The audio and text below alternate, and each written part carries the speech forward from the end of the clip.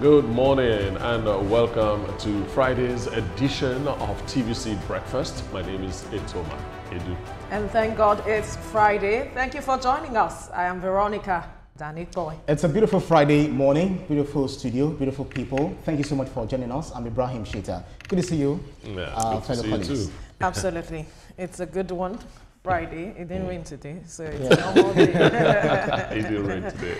But I think it's important we begin to talk about retirement. There are those who are not planning about it, and so the conversation we will be having will be centering on how people can plan financially and health-wise as well. And then we're also still looking at the legacy of late former President Muhammadu Buhari, his time in office. And then we'll look at stories on the front pages of the newspapers as well as stories that are trending now. But let's begin with this story where Governor of Plateau State, Caleb Mutfwang, has visited Jebu Bindi community where 27 people were killed early Tuesday morning by suspected bandits in the Riom Council area of the state.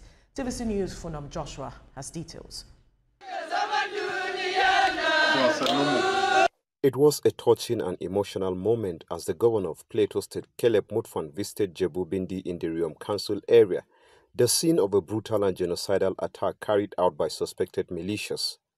The heinous attack, which occurred in the early hours of Tuesday, July 15, claims 27 lives and left many with various degrees of injuries. Governor Caleb Mutfwang has led a delegation to the area to see for himself the level of destruction and havoc brought to the community by the invaders.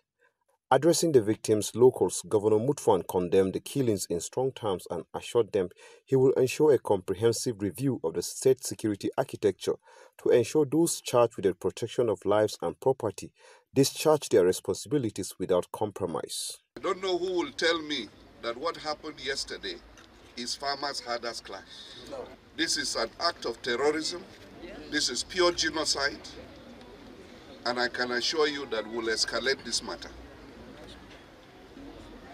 The attacks that have happened, houses that have been burned, we will immediately go back and to the drawing board and see how we can assist those people who lost houses to be able to find their feet again. We will not abandon you. One of the critical things that has made it easy for the insurgents and the Fulanis here is that we have no access routes. Even when the security may want to move, the roads are terrible. And before they can access where the issues are, they have no route. The delegation also visited some of the communities attacked previously. And even as we pass through the villages to get here, I've directed a reinforcement of security personnel here. Governor Mutfwang acknowledged the efforts of troops who have stood firm in defense of Plateau communities, but noted that some bad elements within the security agencies must be identified and removed for peace to reign. Funam Joshua, TVC News, Riom. Governor Caleb Mutfwang there in the community that was attacked in Riom Council area. Obviously, the people we also saw there as he spoke with them, a number of them, their faces, looking, well, they are wondering what next move the government would take to addressing the matters because they look helpless as it is. But a few number of things the governor have said that we'll need to perhaps expatiate on. He has said that, yes, the military is doing the very best they can, but these persons who have been coming to the state to attack these people are in spirits and should be identified so that they can get to the root of the matter. And then they also talked about the matter of access routes, making it quite challenging for the military to do the needful as well. And then he also talked about the matter of ensuring that they begin to put together building blocks for those whose houses and properties were destroyed. He is saying they need to go back to the drawing board to ensure that they provide some level of succor for the people who were victims of these recent attacks. It's sad that, again, Jos or Plateau State is in the eye of the storm again. We have seen in recent years the number of attacks that the state has witnessed, and he has called it that this is an act of terrorism and genocide. Why will people keep coming to attack these innocent persons who are trying? Look at their faces.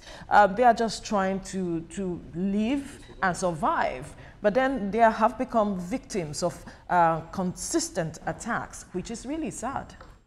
The way the governor spoke gave me the inkling that he has an idea of where these attacks are coming from. He has often said that he knows these people, that they are known. So why don't you blow it open? Blow it open. People are dying. They are. I mean, human life in Plateau State, in Benue State, and all these other states that have experienced this mass genocide. The value of their lives are getting lower and lower every day. You know, if for any reason you have an idea of where the state is coming from, make it public. Make it public and get every. That's one of the issues I have with the security arrangement with of our country. Mr. Governor is Chief Security Officer of his state, but he doesn't have any hold on the army or on the police. You know, all security apparatuses are federal government controlled, not state government. That's why the advocacy for state policing gets louder and louder and louder. It's as if he has his hands tied. He sees the things that are happening. He has an idea of what is going on, and yet he can't do anything. It is really frustrating. As much as it is frustrating, I often say this is why state governors are to be the ones championing the cause of state policing. They should keep speaking about it. That should be what should be on the front burner when they have meetings with the president or whoever it is, to ensure that they can have some level of control over security apparatus for their states, because issues like this, now he's calling for reinforcement. In issues like this, if there is perhaps a security in place for the states, he can easily, quickly disperse them to those areas, or they would even be there to forestall these kinds of attacks. They would understand the terrain, which he has said is quite difficult, and that is why the military is finding it challenging to access some areas. But those people from the state who understand the terrain and know how to navigate it. We are here still wondering what is going on with this matter of state policing. That's one of the vestiges of colonialism, you know, quite different from the issue on the ground. But then that's where it all stemmed from, where people from outside the African continent will tell us that you're a Yoruba man, different from an Igbo man. You, someone from Plateau is different from someone from the north, whereas we are all dark-skinned, and we're supposed to see ourselves as humans rather than seeing ourselves as the differences that we have. The differences, because that's one beauty of orchestra, because in the comps, you combine different tones, combine different sounds, and then it gives us that beautiful showing. So that is the way we should treat ourselves. The fact that I don't speak your language, I'm not from your background, we don't share the same background, doesn't mean that we shouldn't live or coexist as one big family. So I believe that the government or the governor of Plateau State, well, he had signposted that he is aware or he knows where these attacks are coming from. But the people that are attacking, don't forget, it will anger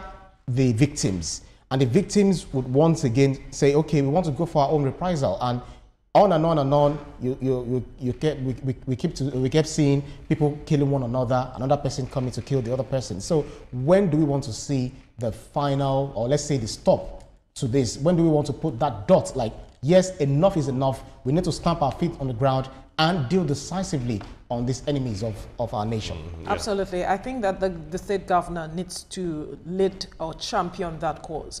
If he has the information, let that be put to work so that these persons can be identified and we see an end to the attacks, the acts of genocide that he has said is happening in the state, so that the people can trust him and you know, support his government, whichever way he intends to see that. Let's quickly bring you this news updates now.